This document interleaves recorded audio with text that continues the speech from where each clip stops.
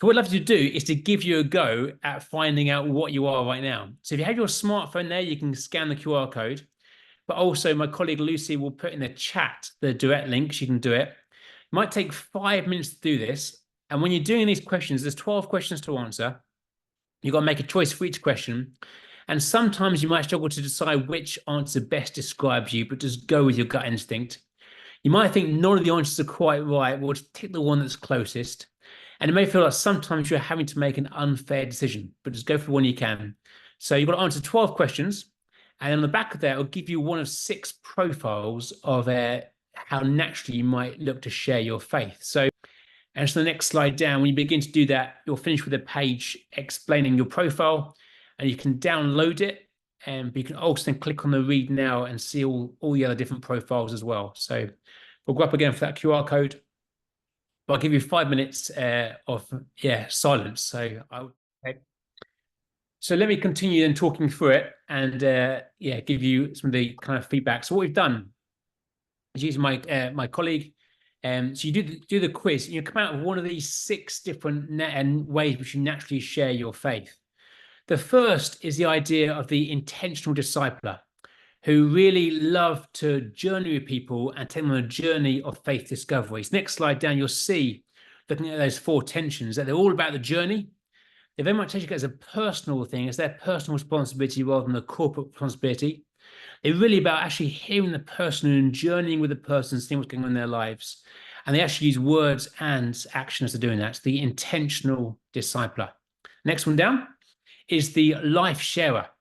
The people who love to tell their life story of what God has done in their lives. They're very happy to share about a key kind of moment in their life, what's gone on in their life. They're all about the moment.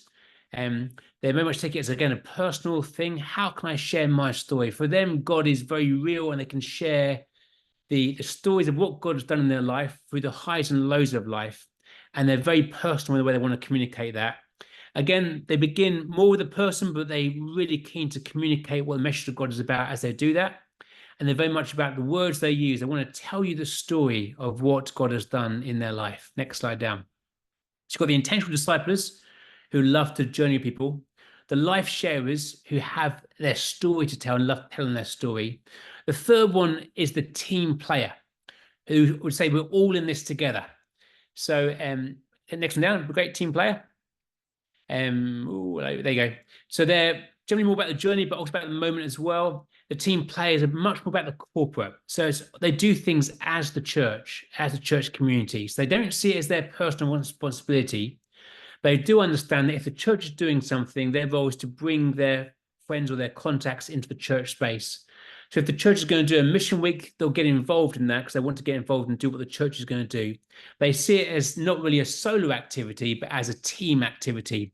Evangelism is something you do as a group of people. And the starting point can be either or, and they're happy to use words as they're doing it as part of a church community, not by themselves. Next slide down.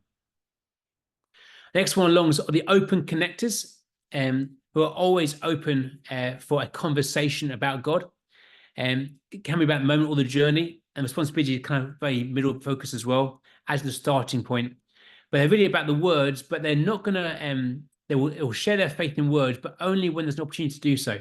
So interestingly, I was on a call on Monday morning doing an interview on Premier Radio with a lady called Donna, and she did the quiz live on air, and she came up as an open connector. And it was really interesting talking with her because she was very aware that she lives out her life in a certain way, and she knows she has to speak her faith points, but she'll wait for people to come to her.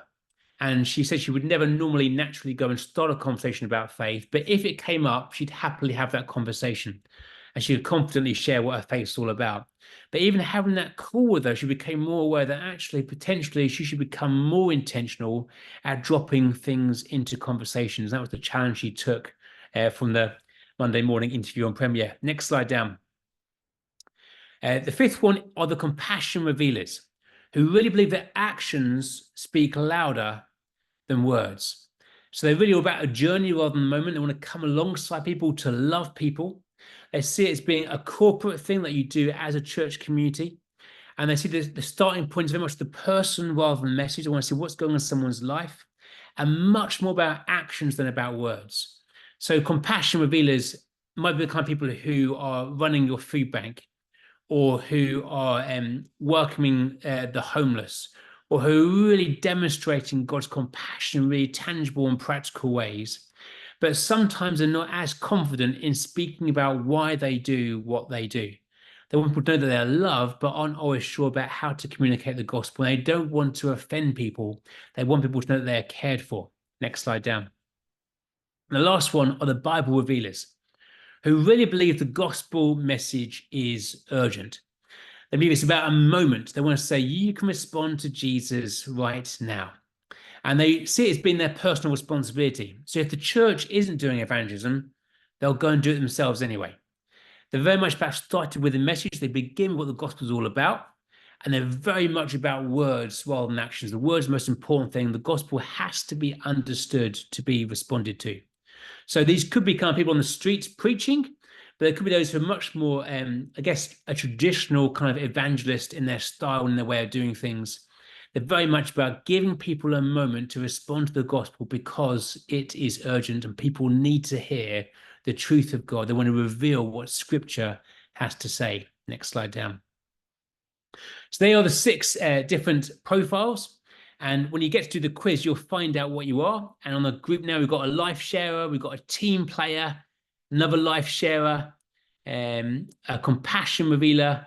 So a whole bunch of things. And all of these different ways of doing things all have some real strengths, but they also have some space to do things differently as well.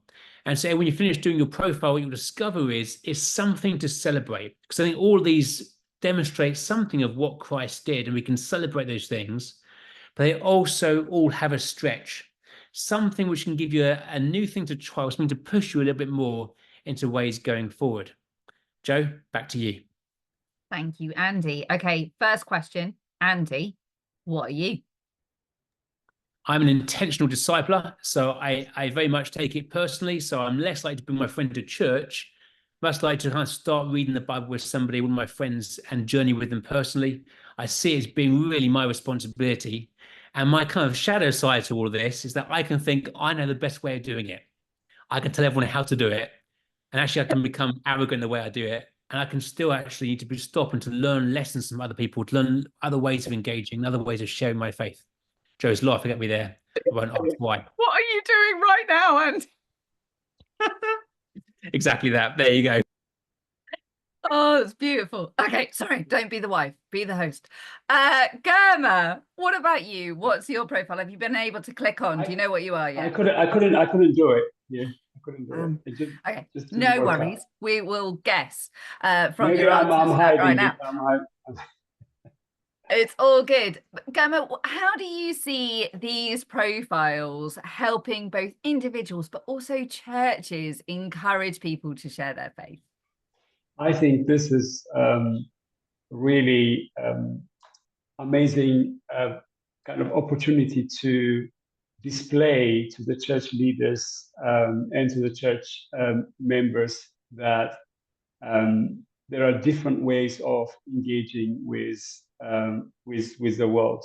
And as Paul said, when the Lord wants to reveal, when God wants to reveal His Son through me as I am, I didn't hesitate.